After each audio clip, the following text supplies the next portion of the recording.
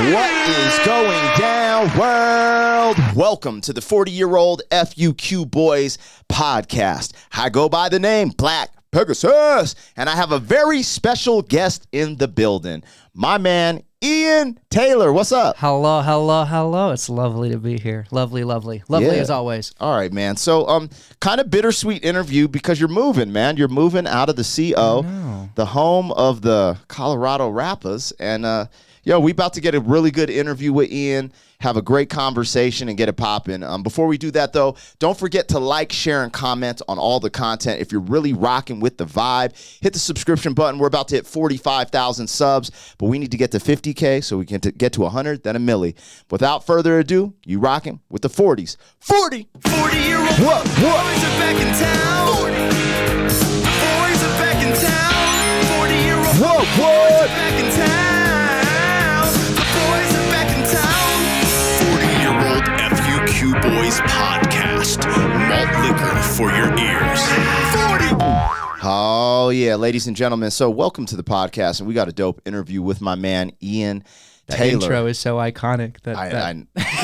Me going in there singing that was so ridiculous. I'm like, But anyways, you guys, welcome to the podcast. So this is my man, Ian Taylor. So let's get a good intro, man. Who are you? What do you do? Well, that's complicated. No, I'm just kidding. I'm a rapper. I rap. I don't look the part, but I do it, and I do a pretty good job of it, man. So that's part of what I do. I also write poetry and stuff. That's a fun thing that I've been doing. And then actually, I don't do a lot of things. That's about it. He's like, I am a rap. I'm an avid gamer too.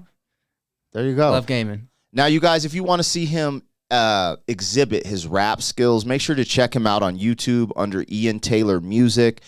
His music's on all digital platforms. Where can people find you? I'm on everything. Usually it's under at Ian Taylor Music, yeah. or Ian Taylor. So like on social media, it's Ian Taylor Music. Usually on streaming platforms and stuff, it's just Ian Taylor. But if it sounds RuneScapey, it's the other Ian Taylor. I'm the hip hop one. No doubt. And you guys will be able to see him exhibit his skill because we've done a new Harry Mack reaction, like a farewell joint, because one of our first big reactions was with Ian. So we wanted to go out on a bright note, and we're going to react to Omega Bar 77. So love me some Harry Mack. Yeah, man. So when did you start rapping?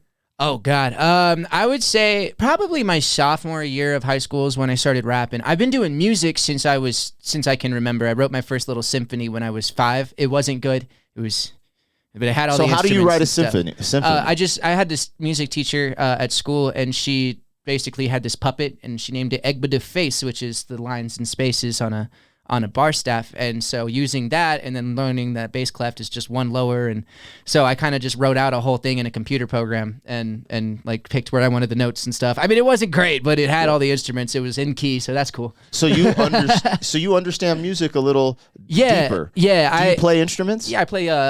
I play 11 instruments. Well, I can make you think I can play 11 instruments. I avidly play probably 3 or 4, but give me an hour with most things in like a symphonic band, and I can play a scale for you. Which 3 or 4 do you play? Piano, guitar, guitar not as much, but definitely piano, and then cello and baritone.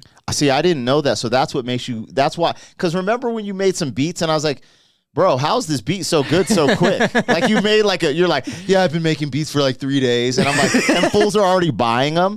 Yeah. So if for you guys that don't know, he's an artist, but he also was dabbling in production, which he probably still does, making actual beats. But I didn't know he could classically like train to play instruments, which is crazy. You got to pull that out at the shows, bro. I know. Well, the thing is, imagine you just have a guitar and you're playing piano. You're like, my name's Taylor.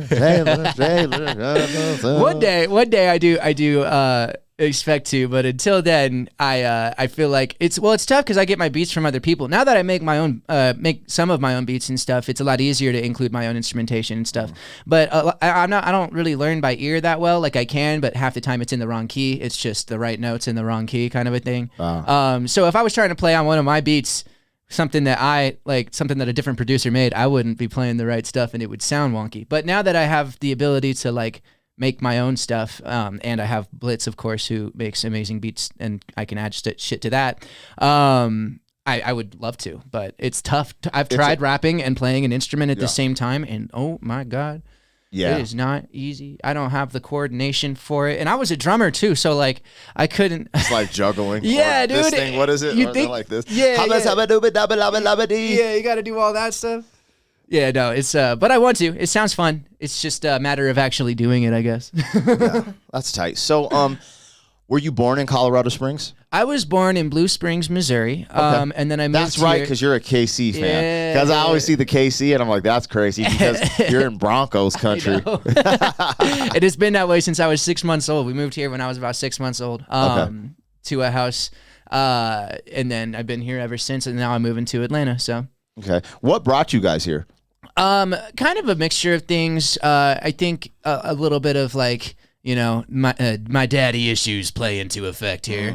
So kind of escaping that situation, trying to do new things. And of course, my brother had disabilities. And so my mom was raising us on her own, basically. And so she thought it would be a little easier out here as opposed to Missouri, just because of the different programs and stuff like that were in place. So, are you? How do you feel talking about some of the stuff that went on with your father? Are you comfortable? Oh yeah, dude. About that? Well, our collab, the song we got called "Revenge," I talk about it a lot. Yeah, I'm more than comfortable talking about it. He was never really around very much. He was an abusive dad. He beat on the whole family, did drugs, all that fun stuff. And like when I say drugs, I don't think he was doing like meth or heroin. Might have been, but like he was doing a lot of cocaine. And so it just kind of became too much for my mom to have both my brother, who had a very serious condition called Proteus syndrome, and taking care of that, taking care of me, a newborn, and my other brother Cooper, who was just a year younger than Alex. So yeah, that's kind of why we ended up coming out here, is to avoid all of that situation. Yeah. So now with your pops, what was he like? Was he like a contractor? What did he do for work? Like, honestly, no, I don't think anyone could tell you. I know that he gets paid cash to do odd jobs and things like that. Okay. So whatever that means. Yeah. I think he does contracting stuff. I think, but I don't know him well enough to know. And so you were so young. Did he hit you as well, very young, or was it just like, was he hitting your mom? For the kiddos, as far as I know and remember, it was more verbal abuse. Okay. The physical was reserved for my mom. So I don't think so. I mean, that's not to say that he didn't. I was also very young, so I wouldn't know if he ever did. Well, kudos to your mom for getting you guys out of that situation. So I was raised, like, my mom was a pretty bonkers about, you know, just instilling in me, you never hit a woman. And even to this day, if a woman's like kind of badass or like strong, like I could see maybe trying to subdue, but it's always just like, yo, you're a woman. Like, you know what I'm saying? Yeah. And it's interesting when you cross paths with people who are, you know, what you want to say, women beaters. Like, it's really unfortunate to see that part of society, especially as a man, because as a father, I feel, and I have a daughter, bro. So like, I'm really like gun ho about, and I'm not the biggest dude, but like, there's things I see go viral online. I'm like, man, even though I might get wrecked by another dude, like there's a point where you kind of have to stand up for your women and children. Absolutely. Well, I mean, with him, it's like, I don't think it had so much to do with he loved beating women. I think that it just was his anger issues. And I think he felt guilty about it after. Well, I'm sure. Yeah, I think he felt guilty about it after it would happen, I'm sure. But he still did it, and he still had that kind of anger inside of him. So it kind of led back to that, I think. Yeah, that's unfortunate, man. Well, I'm glad you're sharing your experience, you know, speaking about that stuff. Now, overcoming that, you guys moved out of here to get away from that energy, and that was super helpful, I'm guessing. Yeah. It. I mean, I love it in Colorado Springs. This is my home, and it will always remain one of my homes. But at the same time, you know, it's amazing what this place did for me as far as being like around mountains all the time. We could go snowboarding all the time. We could go out and hike and see nature and all of that beautiful stuff. The weather was beautiful. Colorado Springs, I believe it still is the city in the United States with the most days with sunshine, not amount of sunshine, but days with sunshine in the entire country. So, I mean, sunshine, that's a good thing for humans to experience. And so And of course, the dynamic weather that we have here, it absolutely kind of helps fuel the creative storm because I'll write when it's raining outside or snowing or something. I'll sometimes sit outside in the rain and write that way too. Like, so it's been powerful that way. So yeah. Now we skimmed over something while we were talking about your family. You mentioned your brother, and I know a little bit of your story and your brother's passing, but again, tell us what that syndrome was and dealing with all that growing up, seeing all that, how that affected you and different things that you saw, so the audience can have a little more depth in your life and some of the things you've dealt with. So Proteus syndrome it's caused by a mutation. Now, how do you say it? Proteus? Proteus. So Proteus. like Proteus syndrome. Proteus syndrome. Proteus syndrome. It's caused by a mutation in the AKT1 gene, which is the same gene that causes tumors to metastasize in cancer, so get bigger. Except for in Proteus syndrome, it's a mosaic disease that affects random bones and cartilage throughout the body, as opposed to tumors. So my brother was born with it, and he lived until he was about 9 years old. Passed away. He was older than you. Yeah, he was. I was only about almost 2 when he passed away. But he died in my mom's arms, and my mom decided before that to start the Proteus Syndrome Foundation because it's such a rare genetic disorder. I mean, there's only a handful of people in the world who have it at a time. It's the same thing the Elephant Man had. Oh, okay. So it's the same. The Elephant Man is the first documented case of that. Now, what's cool is my mom, being the awesome rock star that she is, started this entire foundation, kind of rallied all of the kids that she could find with Proteus syndrome together, and not only that, did so much work and so much fundraising that we were able to buy this DNA sequencer at the NIH. Our good friend Les Biesucker over there, they bought this DNA sequencer thing, and they ran my brother's DNA through it, patient number 5, and we found the cause of Proteus syndrome with my brother's DNA. Wow. Yeah. What was the cause of it? It's that mutation in the AKT1 gene. So that's how you know it so well.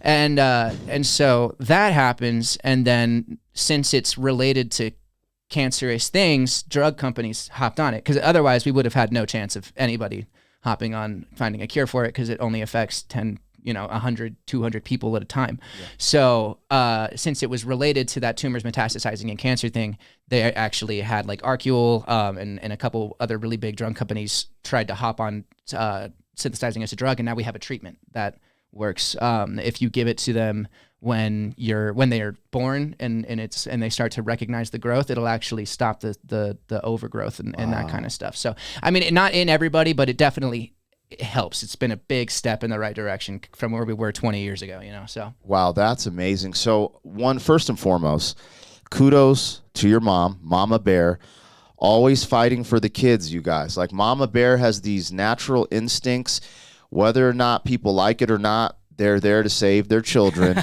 and take care of them. Now, I want to relate this story. There's no relatability because your brother lived all the way into 9. But I want to talk about some Mama Bear stuff. Me and my wife, we had 2 stillborns. So a little bit different than a miscarriage. The baby's fully developed. It develops to about, in our case, a little over 6 months. Okay. Then you give birth to the baby, but it was still because the heart wasn't beating. But this concept of Mama Bear, when you told me your story, it kind of gave me chills and goosebumps. And the reason being, my wife, when we lost the 2 kiddos, she's just one of the women who's always wanted a big family. She always wanted 3 to 4 children. And so she went down this path of just like trying to figure it out, right? But let's just fast forward a little bit. We end up having my daughter. But the Mama Bear thing you're talking about, it just is so amazing when women do these type of things. Your mom started this foundation. Yeah. And so my wife, after her loss, she started doing these like groups where she'd get with other women and talk to other women who were having these issues. But oh man, I'm gonna butcher this. We fundraised and we bought this machine. I forget what it's called. She's gonna kill me for not remembering. But it's at St. Francis Hospital. We raised the money and we bought this machine. And what it does is when people have a stillborn, because the body starts to deteriorate. They have to like take the stillborn, but it's a machine that kind of incubates it and keeps it cold so the family can chill with the body longer.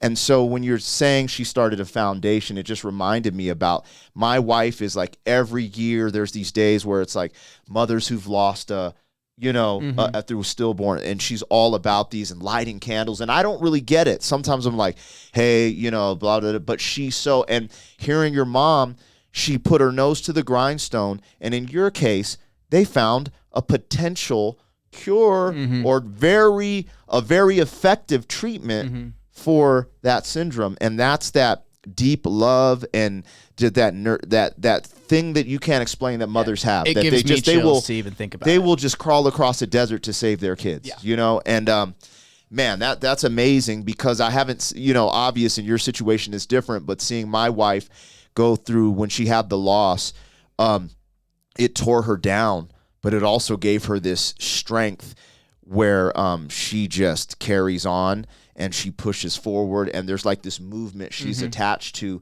where she's like, I'm not like, I do this for, because the babies that we lost names was Indigo and Huey. And so it's always like, oh, this is for Indigo and Huey. And I'm sure your mom's the same way. It's for your brother.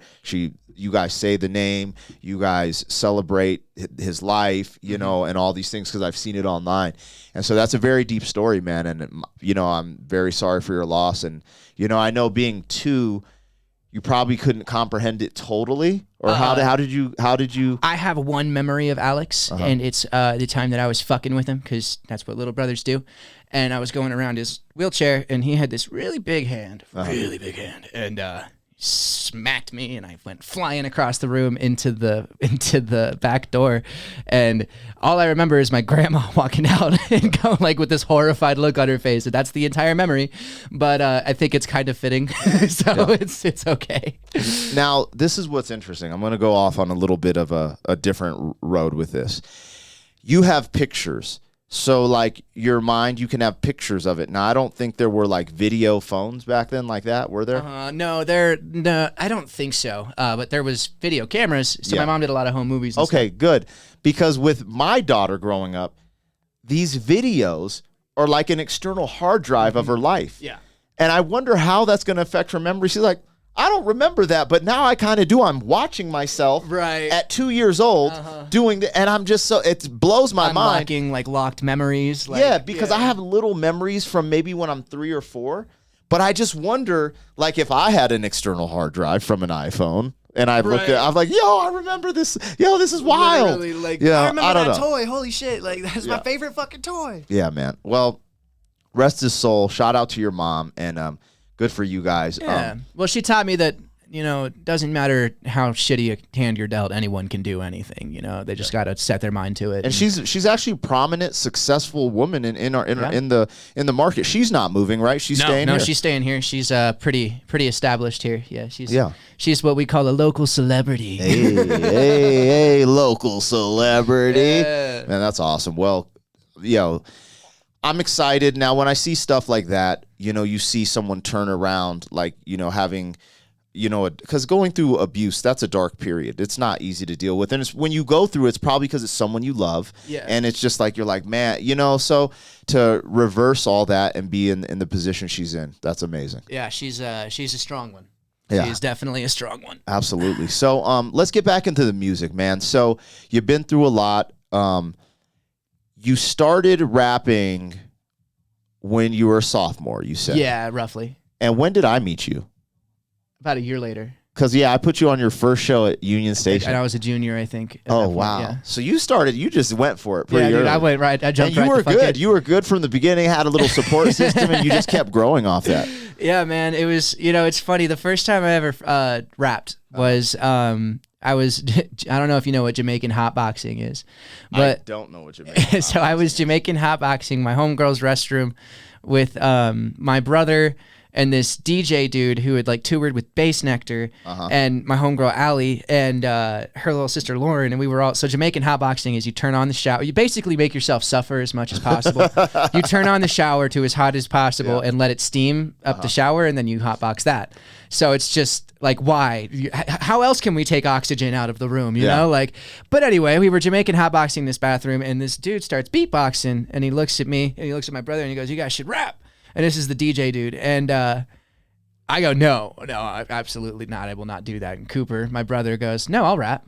So Cooper drops a freestyle, and it wasn't bad, you know? And I was like, well, fuck, now I have to drop a freestyle. And I'm sure it was some Cat in the Hat, you know, rhymes. Something basic. Yeah. But it was so fun, and I just fell in love with it because I had been writing like songs for a while, you know, but I fell in love with the whole idea of rapping and stuff and doing stuff really fast and rapping quickly and the internal rhyme schemes and just like it's almost like a jigsaw puzzle. Yeah. Like the way that you can write your bars. And I always thought that was fascinating to me. So nice. Yeah. It's funny, as you're talking, I'm playing Record Breaker, and this is a song where you're literally breaking a record with how fast you're rapping. Yeah. So it's funny that you're telling that story. I just wanted to randomly pull up some cool imagery and stuff like that because I've literally seen you go from a high school student to like you're a legit rapper, man. Like you're touring, you're doing big shows, you actually have fans. It's crazy how that works. There's a bunch of stuff going on,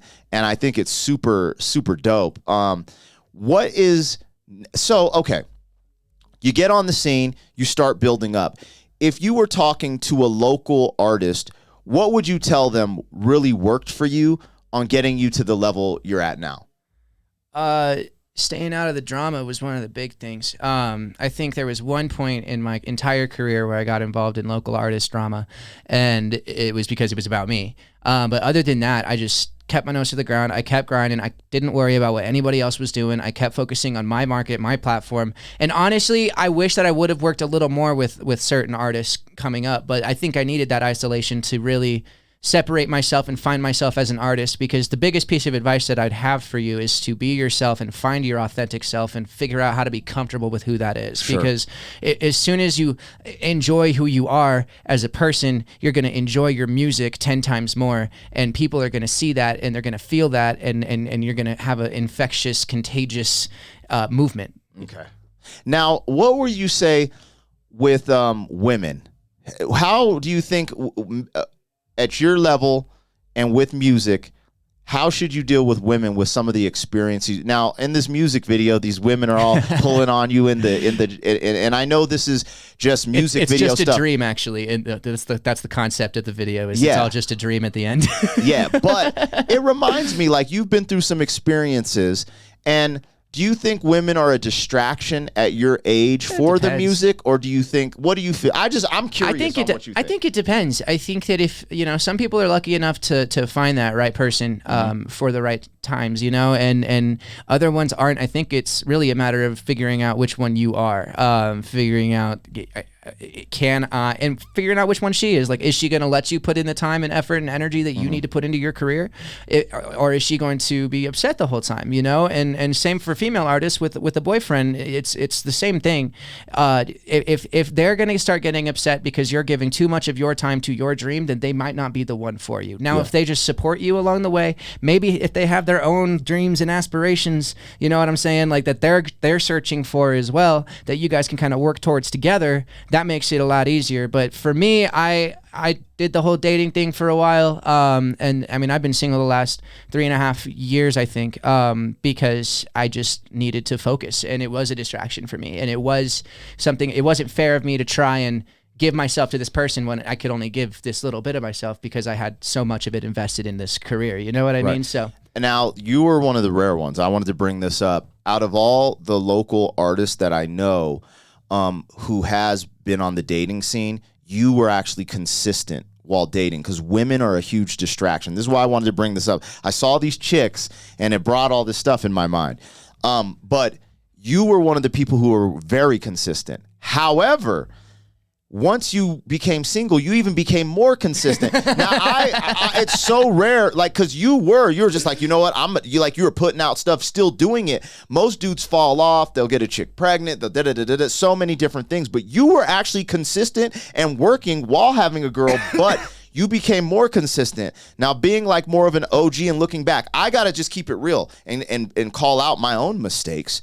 But I was a womanizer. I was a playboy. And the light on me being a local celebrity I was wilding with chicks, and they were so distracting. Like, I could have put in so much work, and I did, because I was similar. Like, I was on tour. You're addicted to I the was craft, Yeah, I'm addicted to being a dope MC, but the fruits of the fruits of your labor, I thought it was the women. And this is what I've come to grips with, and this is what I honestly think. As a young man, you work as hard as you can to become your best version. Because the chances of you finding the right woman is so low because you're not your best version yet. Yeah, I would say so. So even if you find the right woman, you're not the right man. At that time. You know, like, because I've had some good, it is what it is, but it's like interesting knowing that. And I think dudes, get sidetracked and really derailed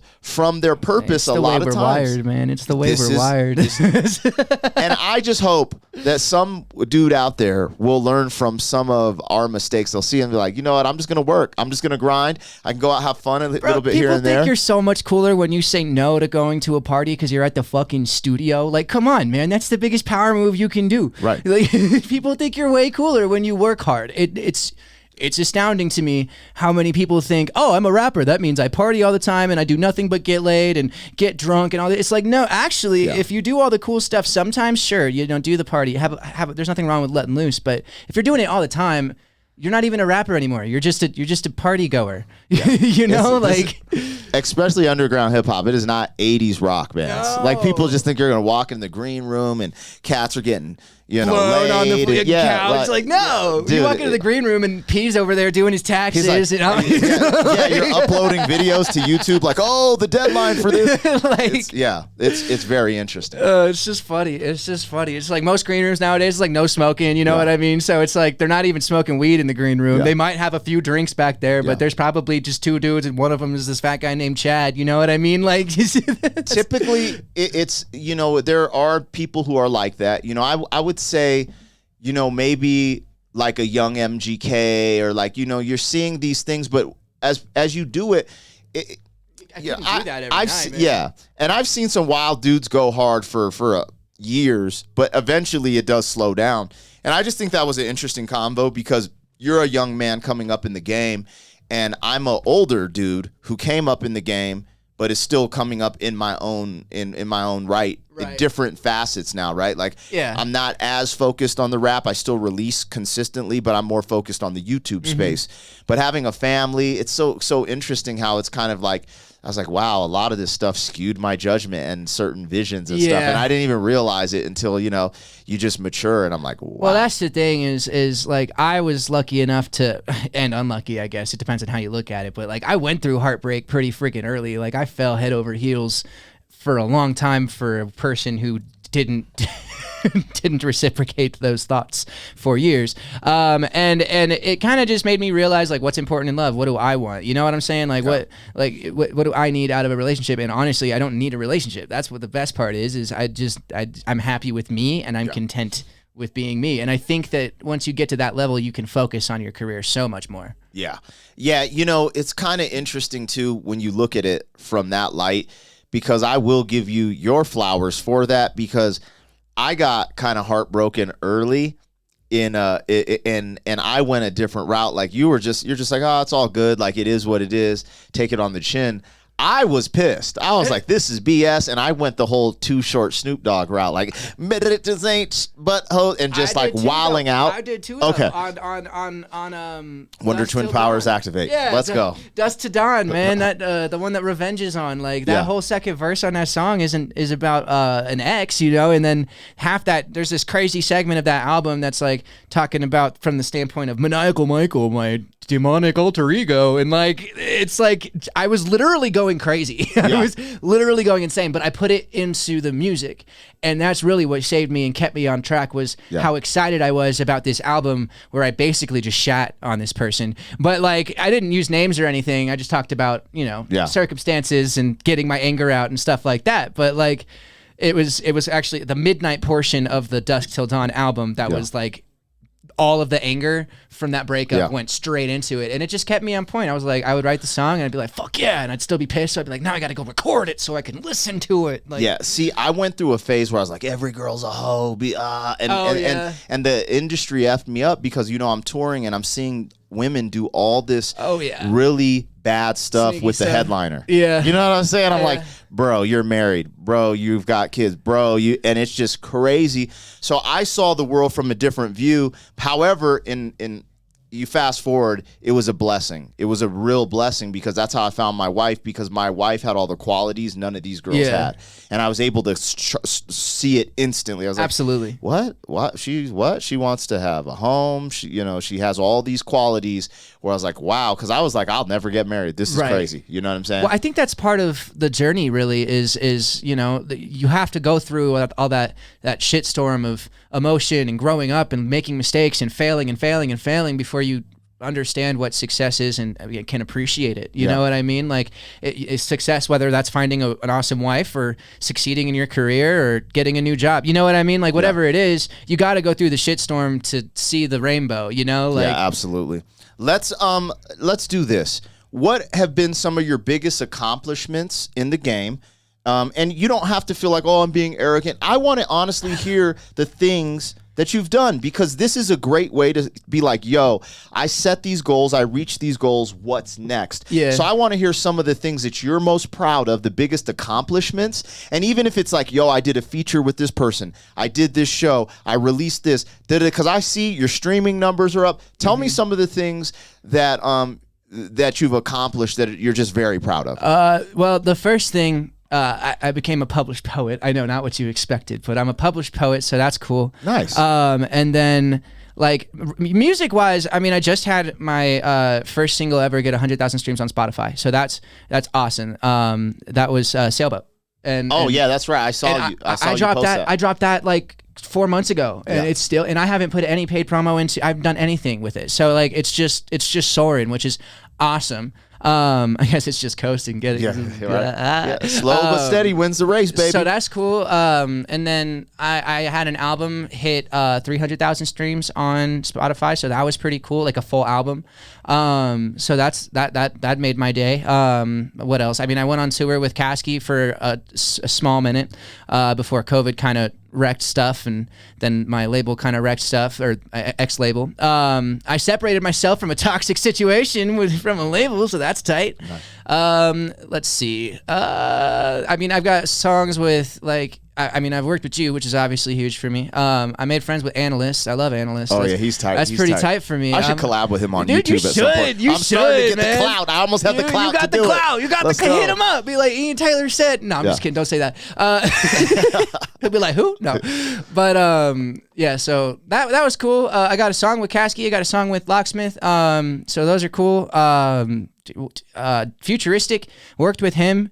So that was fun. Really just like little things that like aren't necessarily milestones, but are just things that I can look at and be like, yeah, I fucking did that shit. I think the Tech 9 show was one of my most fun events I've ever gotten to play, and there was probably 2,500 people in there by the time I played, and it was insane. Yeah. And that was awesome. That was so cool.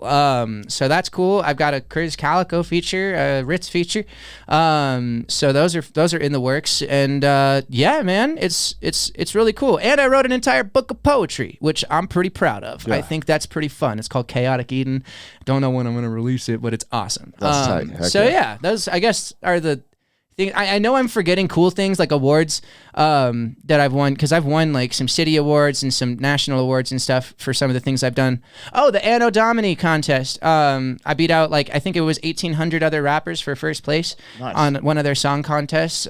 So that was really cool. And then I got second place or third place the year before that, I think, or maybe I got like ninth place. I was in the top 10 the year before that, and then I came back and won it. So that was pretty cool. Yeah, so I think that's it. But I know there's other like actual award things and different number milestones and stuff that I've recently hit, but I don't pay as much attention to that. I look at more like experiences that are really fun and cool for me, you know? Well, it's always good not to get too caught up on the milestones, so you just keep kind of trucking and going through the sludge and making a pop. But those are amazing milestones, and to credit to you, not many people even get to the point that you're at. You know what I'm saying? Which is weird because I just worked hard. Like anyone could do it. Yeah, but this is what I'm trying to say. Like, I have these conversations behind closed doors with a bunch of artists.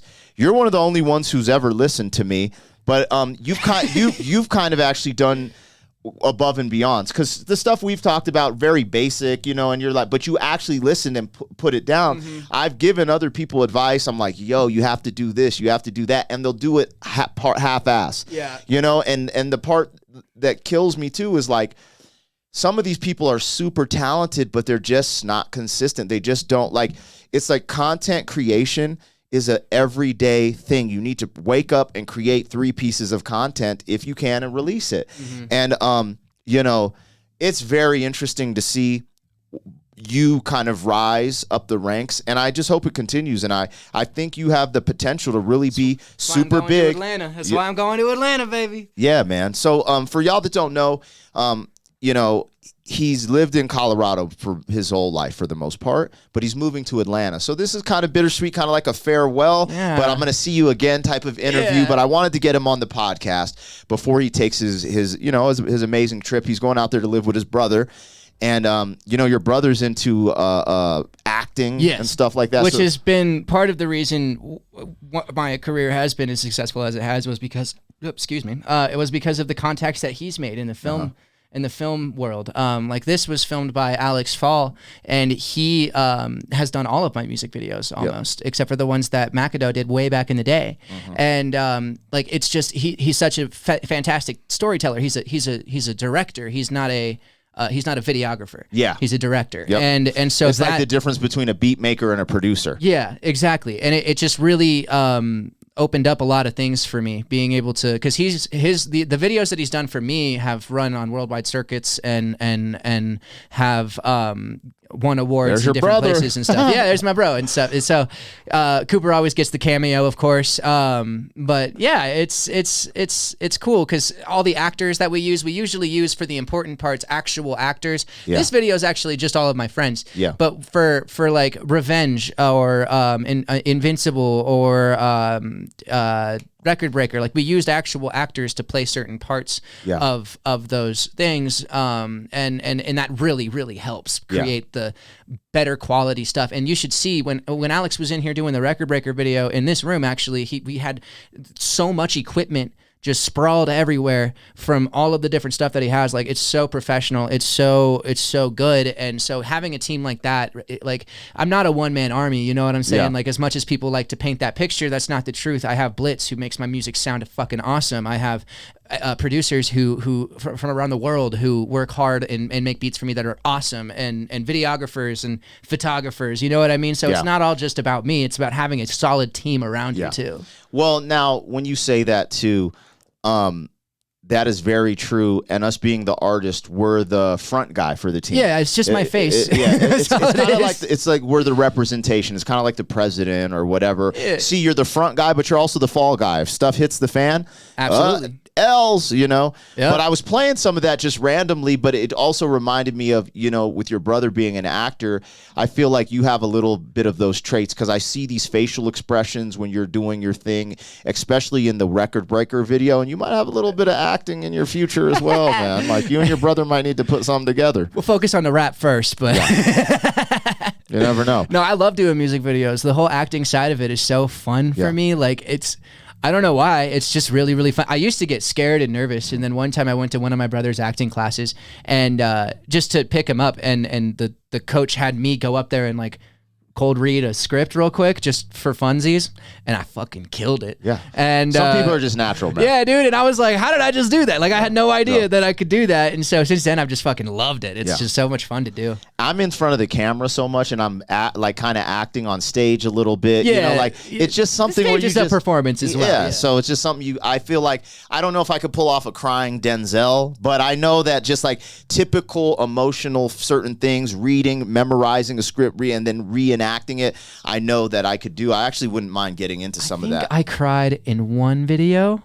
I think there was one video where I had to cry. Yeah. That was tough. It was hard to get into character for that, but I did it, and it looked good. So I was like, sweet, That's you know. tight. And you had to fucking do the Visine. Yeah. That kind of shit, because low budget tears. That sounds like an album. Low budget tears. Low budget tears. Either that or a boy band or something.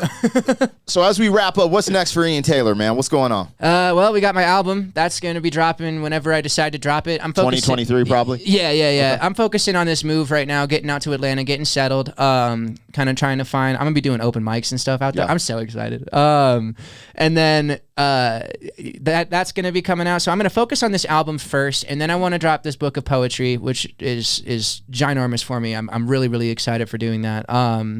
And then, I'm just going to kind of see where life takes me. I'm going to get better at beats and better at recording myself and that kind of stuff, so I can shoot Blitz some quality stems instead of what he's probably going to get at first. Instead of those low budget tears. Instead of those low budget tears. And I'm going to just focus up, man. My brother and I do a podcast that will be starting up again. And then I have a clothing line that's in the works right now. And it's called Different Shapes. And just really just fucking getting out there and just balls to the wall grindage, man. That's what I'm excited for. I'm stoked to get back to it. Hell yeah, you guys. Well, you've been rocking with Ian Taylor, the one and only, man. Make sure you checking him out on all digital platforms. You can find him at Ian Taylor Music. And he's on the rise. You're kind of getting to see his story as it culminates and as it keeps growing. So follow this brother, man. He's on top of his stuff. You know what I mean? Yeah. So we got a reaction that's on the channel, so make sure you're checking that out too. And man, anything else you want to say as we go ahead and ride off into the sunset? Oh man, peace, love, prosperity, all that Spock shit, my friends. Appreciate you guys for watching. Heck yeah. Well, you guys, if you enjoyed this interview, don't forget to hit that like button, share, and comment. But most importantly, subscribe to the channel for more of this type of content. We're almost at 50,000 subs. We'll have to have a celebration at 50,000 subs. Maybe we'll freestyle a rap for 5 hours. Yeah, invite Ian back, and then no, I'm just kidding. I mean. But it's going down, you guys. Other than that, man, you're rocking with the 40-year-old FUQ Boys podcast. And if you want more content, some recommended videos should be popping up right there. Love y'all. 40. Thank you for being some man. 40 years down the road, back again. FUQ Boys. I love it.